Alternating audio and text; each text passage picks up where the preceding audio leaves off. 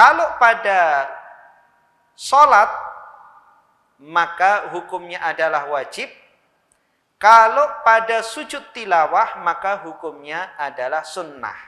Sujud sholat jelas wajib, sholat harus ada sujudnya. Kalau tilawah, maka hukumnya adalah sunnah.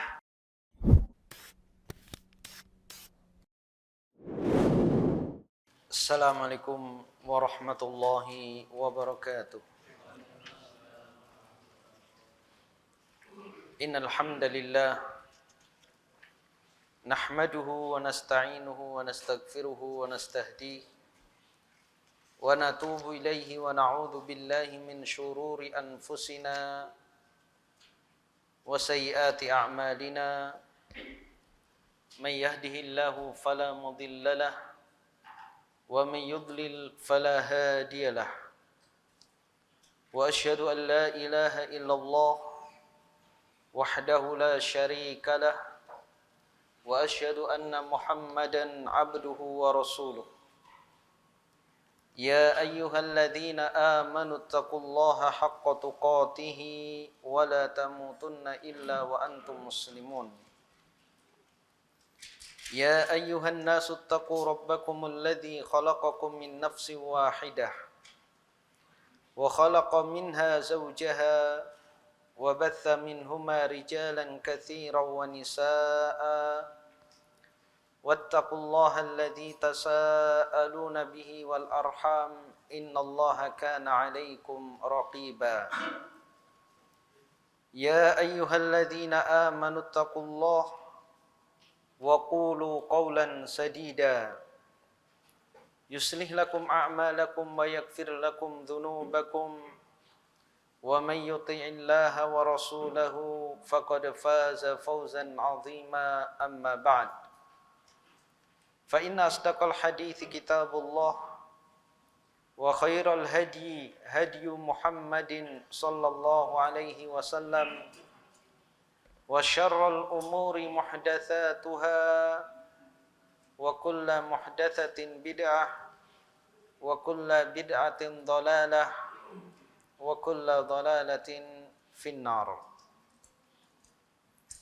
Kaum muslimin dan muslimat rahimani wa rahimakumullah, kembali kita melanjutkan kajian kita dalam kitab Sahih Fiqhus Sunnah wa adillatuhu wa tawdihu madhahibil arba'ah wa tawdihu madhahibil a'immah. Kali ini kita akan membahas tentang sujudut tilawah.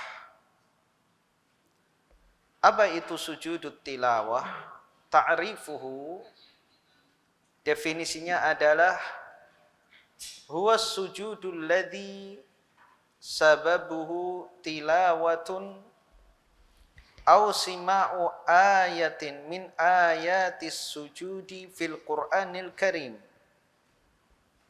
Ia adalah sujud yang penyebabnya adalah membaca atau mendengarkan ayat dari ayat-ayat sujud di dalam Al-Qur'anul Karim.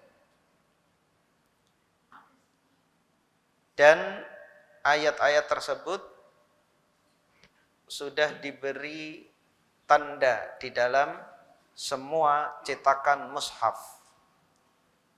Ada yang memberi tanda dengan tulisan As-Sajdah, ada yang diberi tanda dengan gambar kubbah.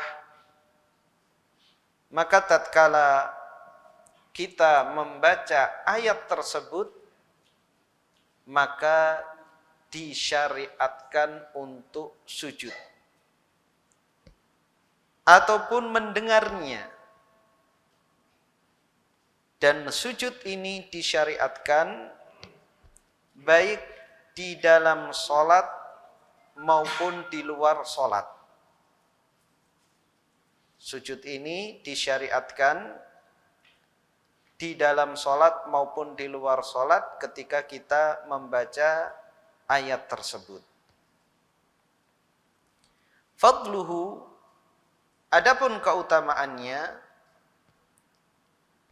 Di dalam hadis yang diriwayatkan oleh Imam Muslim, Ibnu Majah dan Imam Ahmad dari Abu Hurairah radhiyallahu an, ia menuturkan qala Rasulullah sallallahu alaihi wasallam, Rasulullah sallallahu alaihi wasallam bersabda, "Idza qara'a ibnu Adam as-sajdata fasajada i'tazala asyaitanu yabki." Jika anak Adam membaca ayat sajdah lalu dia sujud, maka syaitan akan menyingkir dan menangis. Yaqul, syaitan mengatakan, ya wailah, wahai celaka. Umira bis sujudi fasajada falahul jannah. Dia diperintahkan untuk sujud, lalu dia sujud, maka baginya surga. Wa umirtu bis sujudi fa'asaitu faliyan nar. Sementara aku diperintahkan untuk sujud, maka aku tidak mau sujud, maka bagiku neraka.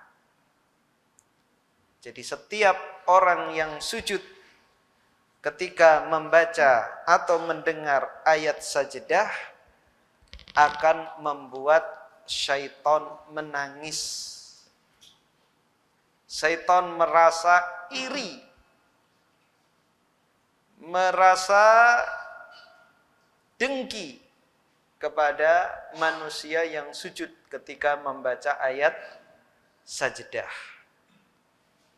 Karena manusia tersebut dengan sujudnya akan diberi surga oleh Allah Subhanahu wa taala, sementara syaitan dia tidak mau sujud sehingga balasannya adalah neraka. Wa qad thabata fi fadli sujudi umuman ahaditsu katsiratin minha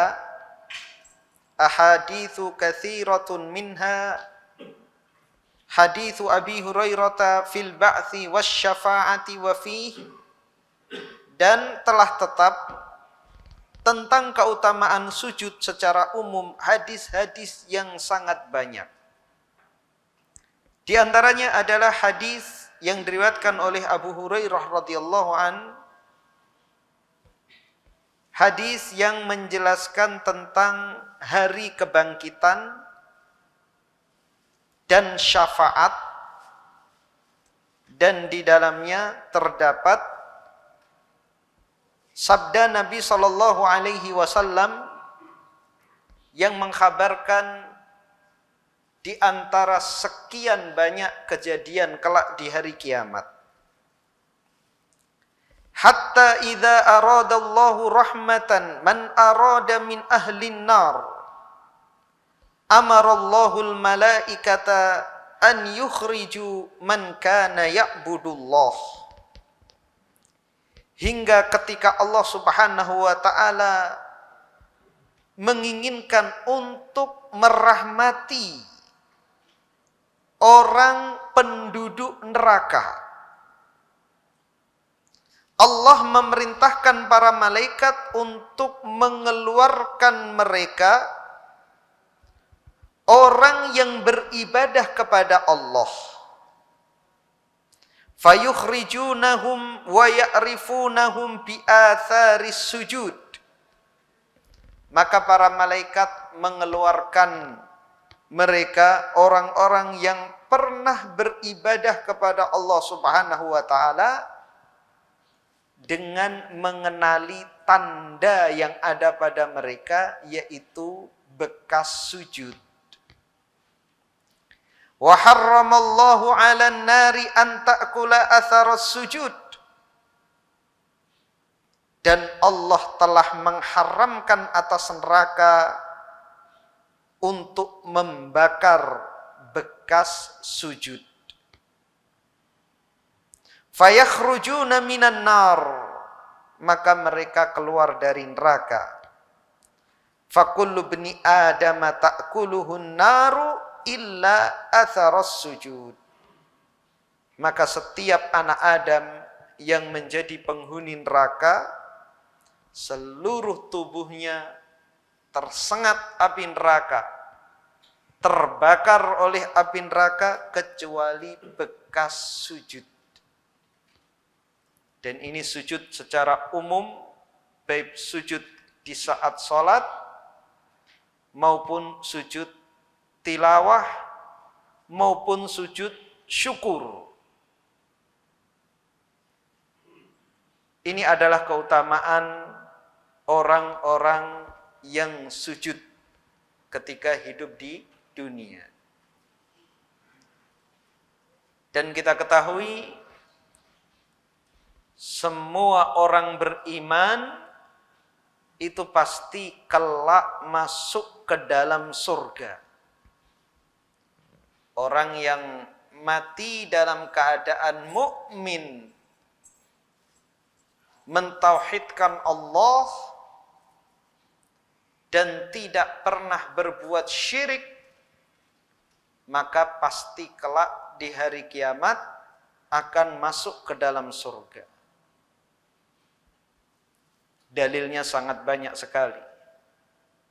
Di antaranya di dalam kitab Tauhid pada bab kedua, bab fadlut tauhid wa ma yukaffiru minadz dzunub, bab tentang keutamaan tauhid dan dosa-dosa yang digugurkan karena tauhid. Jadi bagaimanapun amal perbuatan manusia, selama dia mukmin dan mati dalam keadaan beriman, dosanya sebesar apapun, tapi dia tidak pernah mensekutukan Allah, maka pasti masuk ke dalam surga. Tentunya dengan kedudukan surga sesuai dengan amal perbuatannya. Dan juga cara masuk yang berbeda-beda. Kelak di hari kiamat ada namanya syafaat.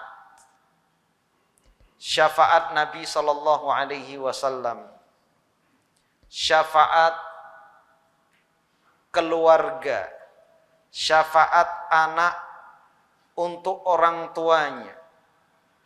Syafaat dari keluarga yang mati syahid. Syafaat bahkan dari sahabat-sahabat yang saleh. Maka disebutkan di dalam kitab Mukhtasar Minhajul Qasidin, dahulu para salaf mereka memperbanyak mencari sahabat-sahabat yang saleh.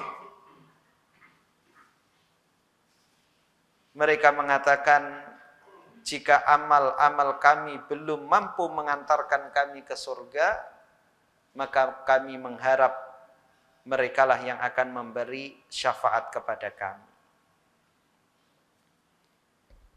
Dan syafaat itu bermacam-macam. Yang pertama, syafaat bagi orang yang seharusnya berhak masuk ke dalam neraka, dia mendapatkan syafaat sehingga terbebas dari api neraka. Yang kedua, syafaat bagi orang yang sudah masuk ke dalam neraka, kemudian mendapatkan syafaat dikeluarkan dari siksa api neraka. Kemudian syafaat bagi penduduk surga, orang sudah memasuki surga, sudah masuk ke dalam surga, mendapatkan syafaat untuk meninggikan derajat dia di dalam surga. Jadi dengan sebab syafaat itulah seorang mukmin yang datang di hari kiamat dengan membawa dosa-dosa, dia akhirnya masuk ke dalam surga. Ada juga mizan, timbangan. Ditimbang amal perbuatannya. Dia membawa dosa-dosa namun amal kebajikannya lebih berat. Atau dia memiliki satu amalan kelihatannya sederhana namun lebih berat dari seluruh dosa-dosanya. Bahkan hanya satu ucapan la ilaha illallah itu bisa lebih berat dari seluruh amal perbuatannya dari perbuatan-perbuatan yang buruk. Hadis bitokoh, seorang yang dibangkitkan di hari kiamat kelak, ditampakkan di hadapannya catatan-catatan amal keburukannya yang banyaknya sejauh mata memandang. Kemudian Allah bertanya kepadanya, apakah engkau mengakui amal perbuatanmu ini? Maka hamba ini mengatakan, iya wahai Rabb, aku mengakuinya. Apakah malaikat pencatat amal mendolimimu? Hamba ini mengatakan tidak. Inilah amalku sewaktu hidup di dunia. Apakah engkau memiliki amal kebajikan yang bisa engkau harapkan pahalanya? Hamba ini mengatakan tidak. Lalu Allah Subhanahu wa taala mengatakan, engkau memiliki catatan amal kebajikan.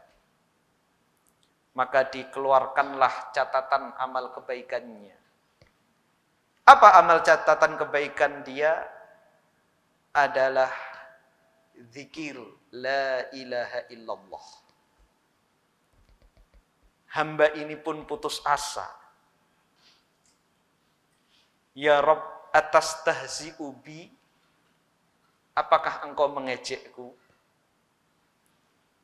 Bagaimana bisa dibandingkan antara ucapan la ilaha illallah yang hanya satu lembar dibandingkan lembaran-lembaran sejauh mata memandang yang semuanya amal keburukan? Maka Allah Subhanahu wa taala berfirman, la dzulmal yaum, hari ini tidak ada yang terdolim. Sekecil apapun kebaikan, maka akan tetap diperhitungkan. Maka catatan amal la ilaha illallah diletakkan di satu anak timbangan dan amal-amal keburukan di sisi yang lainnya, maka lebih berat ucapan la ilaha illallah dan catatan amal dosa-dosa tersebut berterbangan. Tidak ada artinya dibanding la ilaha illallah. Bukan berarti hadis ini dan hadis-hadis yang semisal ini memotivasi kita untuk berbuat maksiat. Bukan. Bermaksiat kemudian memperbanyak zikir la ilaha illallah. Tidak. Hadis yang semisal ini adalah untuk memotivasi kita agar lebih giat lagi untuk mempelajari tauhid. Lebih tekun lagi dalam mempelajari tauhid. Karena satu amalan itu berbeda kualitasnya dari satu orang ke orang yang lain. Satu amalan itu berbeda kualitasnya dari satu orang ke orang lain. Dan itu terjadi pada seluruh amalan. Salat, zakat, sedekah, puasa, berzikir, membaca Al-Quran. Itu diantara kita tidak sama. Kita sholat rakaatnya sama dengan imam yang sama, namun pahala kita berbeda-beda. Apa faktornya? Banyak. kekhusyuan, keikhlasan, kebenaran sesuai dengan sunnah Rasulullah sallallahu alaihi wasallam. Maka demikian juga ucapan la ilaha illallah di antara manusia ini berbeda-beda. Bahkan ada yang ucapan la ilaha illallahnya tidak bermanfaat sama sekali tatkala diucapkan oleh orang-orang munafik. Mereka mengucapkan la ilaha illallah, namun ucapan tersebut tidak bermanfaat baginya. Kemudian hadis yang lain, Nabi Shallallahu Alaihi Wasallam menyebutkan tentang salah seorang wanita pelacur dari kalangan Bani Israel. Dia menjumpai seekor anjing yang kehausan di pinggir sumur. Tadinya wanita ini kehausan dan dia menuruni sumur. Dia minum, kemudian naik dari sumur tersebut, mendapati seekor anjing menjilat-jilat tanah karena saking hausnya. Maka wanita ini mengatakan dalam hatinya, anjing ini telah tertimpa kehausan sebagaimana aku tadi kehausan. Maka dia menuruni sumur tersebut, kemudian melepas sepatunya, diisi air, digigit dengan giginya, kemudian menaiki sumur dan diberi minum anjing tersebut. Maka Allah Subhanahu wa ta'ala ampuni seluruh dosa-dosanya. Maka jangan dipahami pula ketika kita mendapatkan hadis seperti ini, kita berbuat maksiat kemudian mengasih makan atau minum anjing. Tidak. Karena tatkala kita memberi makan anjing atau bahkan memberi makan manusia, belum tentu pahala kita sama dengan wanita ini. Karena wanita ini melakukannya ikhlas. Dan juga tantangannya yang berat. Karena amal ibadah itu bisa besar pahalanya. Di antaranya faktornya adalah yang terbesar adalah keikhlasan dan kedua adalah tantangan. Yang kedua adalah tantangan.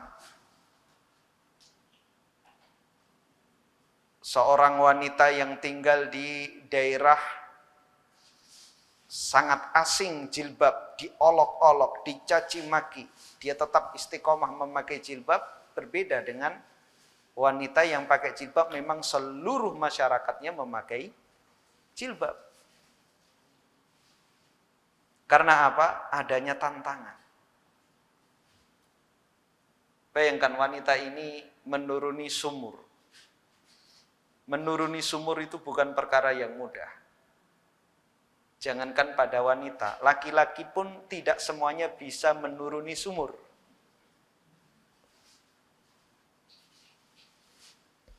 Selain itu, tidak hanya turun, dia naik ke atasnya dengan membawa air. Dan tampaknya sumur ini sumur mahjur, sumur yang sudah ditinggalkan. Sudah ditinggalkan orang jauh dari perkampungan, sehingga tidak ada orang yang peduli sama anjing ini. Sehingga sumur ini tidak ada timbanya, harus turun ke bawah. Kemudian naik. Berat tantangannya. Dan tidak ada orang yang melihat. Disinilah sisi keikhlasannya. Bisa jadi yang kita kasih makan itu manusia, fakir miskin. Tapi kita mengundang media untuk meliput. Kita selfie ketika mengasih bantuan. Sehingga meskipun yang diberi itu adalah seekor anjing, namun ada keikhlasan dari wanita tersebut. Karena kalaupun diketahui oleh orang yang mengasih makan anjing, dengan orang yang mengasih makan manusia, itu tentunya di mata manusia akan lebih mulia yang memberi makan manusia. Tidak ada orang yang memuji orang mengasih makan anjing atau ngasih minum anjing. Nggak akan diliput media meskipun ada yang melihatnya. Jadi sekali lagi bahwa semua orang beriman itu pasti masuk ke dalam surga. Dengan syafaat, dengan doa anak soleh. Kemudian cara masuk ke dalam surga juga berbeda-beda. Sebelum masuk ke dalam surga mereka melewati sirat, jembatan yang terbentang di atas neraka.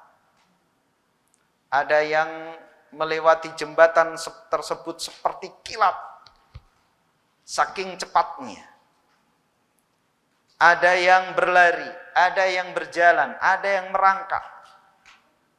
Dan dari dasar neraka, dari dalam neraka tersebut ada kalalib, pancing-pancing raksasa dari besi yang menyambar-nyambar orang yang melewati sirat. Ada yang tersambar pancing raksasa tersebut dan diseret masuk ke dalam neraka. Perbedaan perjalanan mereka di atas sirat menuju surga ini tentunya sesuai dengan amal perbuatan mereka di dunia. Semakin cepat mereka memenuhi perintah Allah, semakin cepat mereka berhenti dari larangan Allah, maka itu akan menentukan kecepatan mereka dalam melewati sirat. Ketika dikumandangkan adzan, ada yang segera menghentikan aktivitasnya dan segera mengambil air wudhu berangkat ke masjid. Dikisahkan di antara salaf, di antara mereka ada yang profesinya sebagai tukang kayu. Ketika memaku kayu, ketika dikumandangkan adzan, dia mengangkat palu, kemudian dia mendengar adzan, langsung palu itu diletakkan. Jadi satu pukulan pun tidak. Ini berbeda jauh dengan kita. Kalau kita mendengarkan adzan bukan hanya satu paku, tapi diselesaikan satu meja dulu.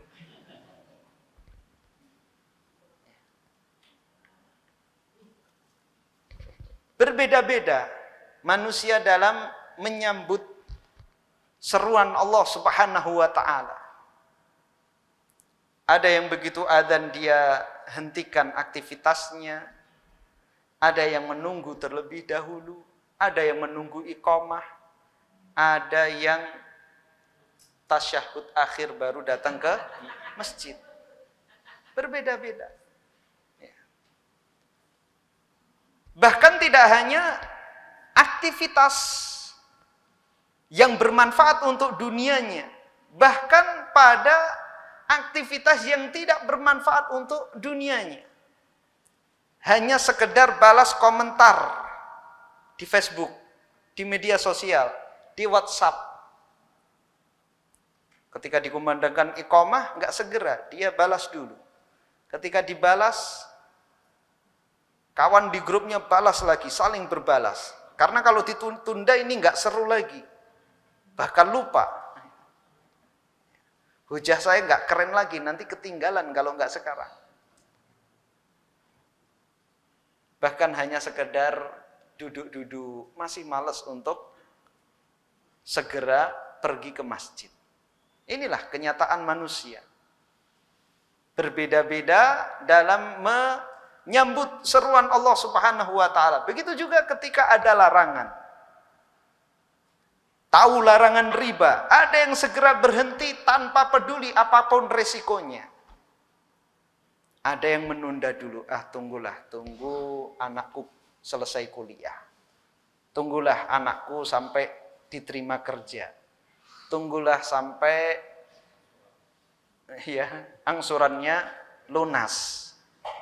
Macam-macam. Maka jelas ini semuanya akan mempengaruhi perjalanan menuju surga Allah Subhanahu wa taala, dan kelak di surga pun kedudukannya berbeda-beda sesuai dengan amal perbuatan mereka di dunia. Yang jelas semuanya pasti masuk ke dalam surga. Dan yang bernasib singgah dahulu di dalam neraka, maka di antara keutamaan orang-orang beriman bahwa anggota sujud dia tidak terkenai api neraka. Wajahnya, kedua telapak tangannya, kedua lututnya, dan ujung-ujung jarinya. Dari situlah malaikat mengenali ketika diperintahkan oleh Allah Subhanahu wa taala, keluarkan dari dalam neraka hamba-hambaku yang dahulu di dunia beribadah kepadaku. Maka dikenali dari bekas-bekas sujudnya. Itulah keutamaan yang luar biasa dari sujud. Seluruh sujud, sujud untuk Allah Subhanahu wa taala, baik sujud ketika salat, sujud tilawah, maupun sujud syukur. Keutamaan berikutnya, hadits Thauban maula Rasulillah sallallahu alaihi wasallam annahu sa'ala Rasulullah sallallahu alaihi wasallam an amalin yudkhiluhu Allahu bihil jannah. Hadits Thauban maula Rasulullah sallallahu alaihi wasallam, bahwasanya ia bertanya kepada Rasulullah tentang amalan yang bisa Allah Subhanahu wa taala memasukkannya ke dalam surga. Faqala sallallahu alaihi wasallam, maka Rasulullah sallallahu alaihi wasallam bersabda kepadanya, "Alaika bikathratis sujud." Hendaklah engkau memperbanyak sujud. Fa innaka la tasjudu lillahi sajdatan illa rafa'akallahu biha darajah. Sesungguhnya tidaklah engkau sujud satu kali, melainkan Allah Subhanahu wa ta'ala akan mengangkat engkau dengan sujud tersebut satu derajat. Wa hatta anka biha khati'ah, dan dengan satu sujud tersebut Allah Subhanahu wa ta'ala akan menggugurkan dosa darimu. Jadi semakin banyak kita melakukan sujud, maka semakin bertambah derajat kita kelak di sisi Allah, dan semakin banyak dosa-dosa digugurkan dari kita. Maka perbanyak sujud. Di antara kesalahan makmum yang masbuk adalah meninggalkan sujud. Ketika imam sujud, dia masbuk. Kita dapati banyak di antara makmum, kita bisa amati ya, kalau kita juga masbuk juga, banyak mereka itu menunggu imam berdiri. Nah, ini keliru. Hendaknya kita segera takbir dan ikut sujud. Takbir dan ikut sujud. Karena satu sujud itu memiliki keutamaan, diangkat derajat dan dihapuskan dosa. Kenapa mesti nunggu? Ini tiada lain, kita dicegah oleh setan untuk beramal soleh. Padahal kita kalau sholat bersama imam, imamnya agak panjang, kita kan pengen sujud kan? Tapi anehnya ketika masbuk, kita berdiri, nunggu sambil berdiri. Kenapa enggak sujud? Sujud itu kan lebih nyaman daripada berdiri. Ketika bacaannya panjang, kita kan pengen segera sujud. Tapi justru ketika melihat orang sujud, kita nggak ikut sujud. Kenapa? Dicegah oleh syaitan, malas. Padahal nyaman itu. Bahkan menunggunya kadang lama. Ya. 2 kali sujud. Habis rukuk, imam sujud, ditunggu sambil berdiri. Berdiri itu kan capek. Sujud lebih nyaman, dapat keutamaan, tapi ditunggu sambil berdiri. Baru ketika imam berdiri, dia baru takbiratul ihram.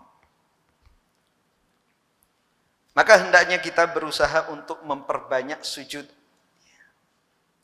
Kita perbanyak salat sunnah, salat qabliyah, salat ba'diyah, salat duha, qiyamul lail, meskipun hanya dengan surat-surat pendek. Itu jauh lebih baik daripada kita tidak melakukannya. Jadi jangan mencukupkan diri dengan yang wajib saja. Sebagaimana hadis yang telah lalu kita lewati tentang keutamaan salat sunnah. Nanti ketika Allah Subhanahu wa ta'ala menghisab manusia, dan yang pertama kali dihisab di hari kiamat apa? Salat. Ketika salat wajibnya itu buruk, Allah Subhanahu wa ta'ala memerintahkan kepada malaikat untuk melihat salat-salat sunnahnya. Maka salat-salat sunnah yang dia lakukan ini menutupi kekurangan dari salat wajibnya. Kekurangan bukan berarti tidak dilakukan, kekurangan dalam kualitasnya. Salat kita yang wajib itu masih jauh dari sempurna. Kekhusyuan masih jauh dari kita. Maka kita harapkan dengan salat-salat sunnah itu akan menutup dari kekurangan salat wajib kita.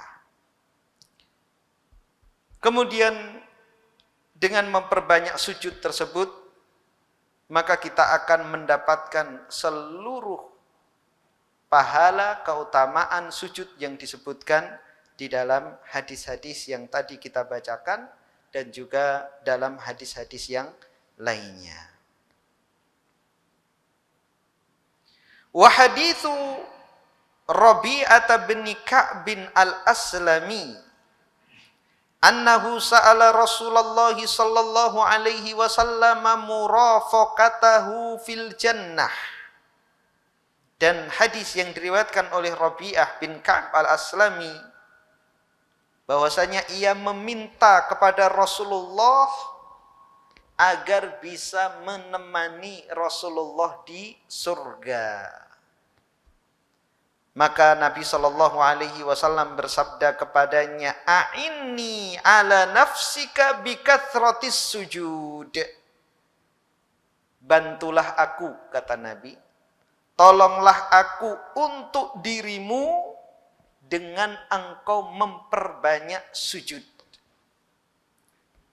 Jadi kelak di antara manusia, orang-orang yang beriman yang kedudukannya dekat dengan Nabi Shallallahu Alaihi Wasallam adalah mereka yang banyak sujudnya.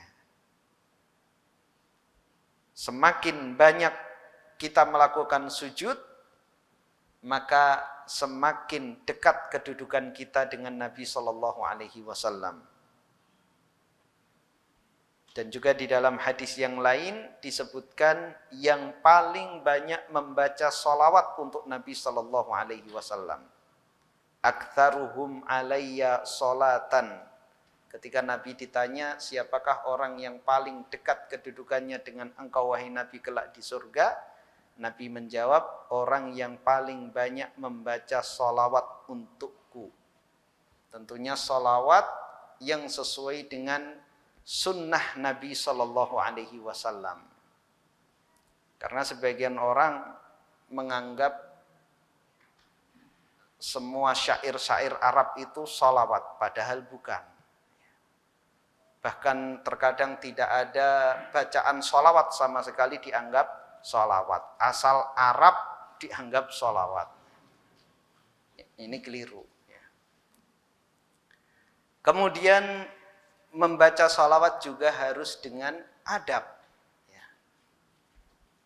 Tidak berjoget-joget, bercingkrak-cingkrak. Kita kalau di hadapan manusia saja, di hadapan penguasa, ketika kita menghadap itu kita tidak sembarangan, kita pasti menjaga sikap, menata tutur kata. Apalagi ketika kita mengucapkan salawat dan salam kepada Nabi Shallallahu Alaihi Wasallam, tentunya harus lebih beradab lagi. Ini adalah hadis-hadis di antara hadis-hadis tentang keutamaan sujud, dan tentunya sujud tilawah juga masuk dalam keutamaan hadis-hadis ini. Pembahasan berikutnya adalah hukmuhu, hukum sujud tilawah. Ajma'al ulama'u ala masyru'iyyati sujudit tilawah lil ayati wal ahadithil waridati fih. Para ulama bersepakat tentang disyariatkannya sujud tilawah berdasarkan ayat-ayat dan hadis-hadis berikut. Ka hadits Ibnu Umar, sebagaimana hadis riwayat Ibnu Umar. Kana Nabi sallallahu alaihi wasallam yaqra'u alaina surata fiha sajdah. Dahulu Nabi sallallahu alaihi wasallam membaca kepada kami surat yang di dalamnya ada ayat sajdah. Fayasjudu wa nasjudu ma'ahu. Lalu Nabi sujud dan kami sujud bersamanya. Hatta ma yajidu ahaduna mawdi'an li jabhatihi. Hingga salah seorang di antara kami tidak mendapatkan tempat untuk meletakkan dahinya karena berdesak-desakan melakukan sujud. Tsumma ikhtalafu fil wujubi ala qaulain. Kemudian para ulama berselisih pendapat pada kewajibannya. Apakah wajib atau tidak? Kalau disyariatkan, iya, mereka sepakat bahwa itu adalah syariat Islam, sujud tilawah. Namun wajib atau tidaknya mereka berbeda pendapat. Al-awwalu, pendapat yang pertama, annahu wajibun, bahwasanya sujud tilawah itu adalah wajib. Wa huwa madhhabu Tsauri wa Abi Hanifata wa riwayatun an Ahmad wa ikhtarahu Syekhul Islam Ibnu Taimiyah. Yang berpendapat wajib ini adalah madhab Al-Imam Ats-Tsauri, Abu Hanifah, dan satu riwayat dari Imam Ahmad, dan pendapat ini yang dipilih oleh Syekhul Islam Ibnu Taimiyah. Ats-tsani, yang kedua, annahu mustahabbun wa laisa biwajibin, bahwasanya sujud itu adalah sunnah dan bukan wajib. Wa huwa madhabul jumhur, dan itu merupakan pendapat mayoritas ulama.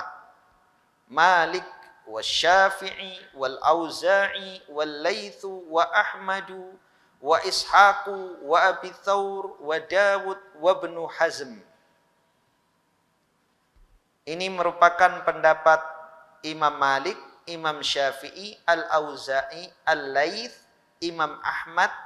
Jadi ada dua riwayat Imam Ahmad. Kenapa terjadi perbedaan seperti ini? Karena Imam Ahmad memiliki banyak murid. Dan ini sudah kita sampaikan. Ada dua riwayat dari imam yang sama. Dan bisa jadi memang merubah pendapatnya.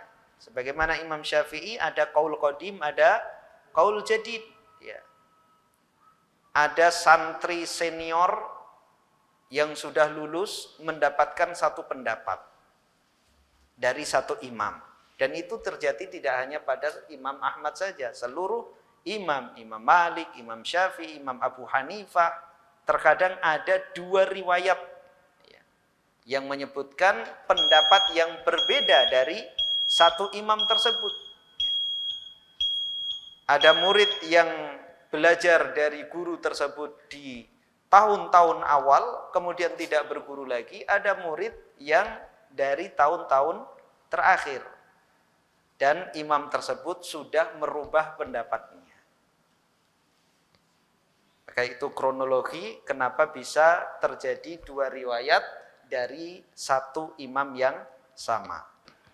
Wa bihi qala Umar bin Al-Khattab wa Salman wa Ibnu Abbas wa Imran bin Husain minas sahabah. Dan pendapat yang menganggap sunnah ini juga pendapat para sahabat. Di antaranya adalah Umar bin Al-Khattab, Salman, Ibnu Abbas, Imran, Husain. Ini semuanya adalah dari kalangan sahabat. Wahtajjal mujibuna bima ya'ti. Dan para ulama yang mewajibkan, mereka berdalil dengan dalil-dalil berikut. Yang pertama, qauluhu ta'ala, firman Allah Subhanahu wa ta'ala, fama lahum la yu'minun wa idza quri'a 'alaihimul qur'anu la yasjudun. Surah Al-Insyiqaq ayat 20 dan 21. Mengapa mereka tidak beriman? Dan jika dibacakan kepada mereka Al-Quran, mereka tidak sujud. Qalu, mereka mengatakan, وَالذَّمُّ لَا يَتَعَلَّقُ إِلَّا بِتَرْكِ wajib. Dan celaan itu tidaklah berkaitan kecuali dengan perkara yang wajib. Seperti celaan orang yang tidak sholat, karena sholat itu adalah wajib. Jadi di sini, di dalam ayat ini, Allah Subhanahu wa ta'ala mencela orang-orang yang tidak sujud. Maka celaan tersebut tiada lain, tiada bukan, karena sujud itu adalah wajib. Makanya yang tidak sujud itu dicela. Orang yang tidak sujud ketika dibacakan Al-Quran kepadanya, maka dia tercela. Yang kedua, firman Allah Subhanahu wa ta'ala di dalam surah An-Najm ayat 62, fasjudu lillahi wa'budu. Sujudlah kalian kepada Allah dan beribadahlah kepadanya. Kemudian di dalam surah Al-Alaq ayat 19, wasjud waqtarib. Sujudlah dan bertakarrublah, mendekatlah kepada Allah. Qalu, mereka mengatakan, wal amru fil ayataini lil wujub. Dan perintah pada kedua ayat tersebut fungsinya adalah wajib. Fungsinya adalah untuk memberi kewajiban. Kemudian yang keempat, ma fi hadithi Abi Hurairah al-mutaqaddim. Pada hadis Abu Hurairah yang telah lalu, ketika anak Adam membaca surah sajdah, membaca Al-Quran yang di dalamnya ayat sajdah kemudian sujud, iblis menangis mengatakan umira ibnu Adam bis sujud fasajada falahul jannah. Dia diperintahkan untuk sujud, lalu dia sujud, maka baginya surga. Kemudian dalil yang kelima adalah perkataan Utsman ibnu Affan, innamas sujudu ala man istama'a. Sesungguhnya kewajiban sujud itu adalah bagi orang yang mendengarkan dengan seksama. Wa ajabal jumhuru bima ya'ti. Dan jumhur ulama menjawab argumen mereka yang mewajibkan. Mereka membantah dengan bantahan-bantahan sebagai berikut. Yang pertama, anna dhamma fi ayatil insyiqaq muta'alliqun bitarkis sujudi ibaan wastikbara fayatanawaluhu man tarakahu ghairu mu'taqidin fadlahu wala masyru'iyatahu. Bahwasanya celaan di dalam surah Al-Insyiqaq bagi orang yang tidak mau sujud ketika dibacakan Al-Quran, itu berkaitan dengan orang yang meninggalkan sujud karena sombong. Dia berpaling dan sombong. Maka ayat tersebut mencakup orang yang meninggalkan sujud karena tidak meyakini keutamaannya dan disyariatkannya sujud. Bukan berlaku pada seluruh orang yang tidak sujud di saat dibacakan padanya Al-Quran. Tapi berkaitan dengan orang yang sombong, tidak sujud. Yang kedua, analistidlala bil ayatainil akhiraini mauqufun ala an yakunal amru fihi malil wujub wa ala an yakunal muradu bis sujudi sajdatut tilawah wa huma mamnu'an.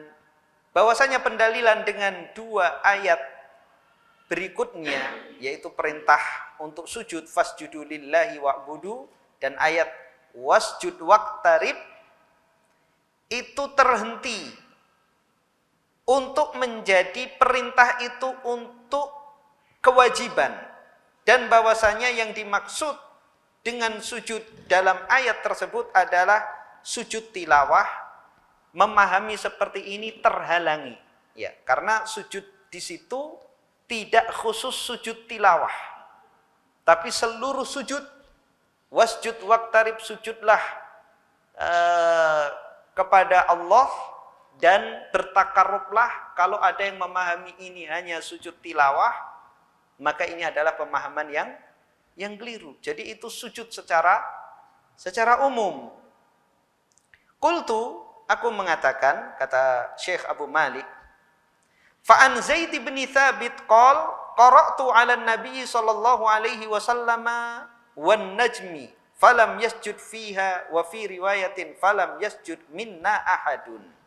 Dari Zaid bin Thabit, ia mengatakan, aku membaca di hadapan Nabi sallallahu alaihi wasallam surah An-Najm. Beliau tidak sujud, dan di dalam riwayat lain tidak ada seorang pun yang sujud di antara kami.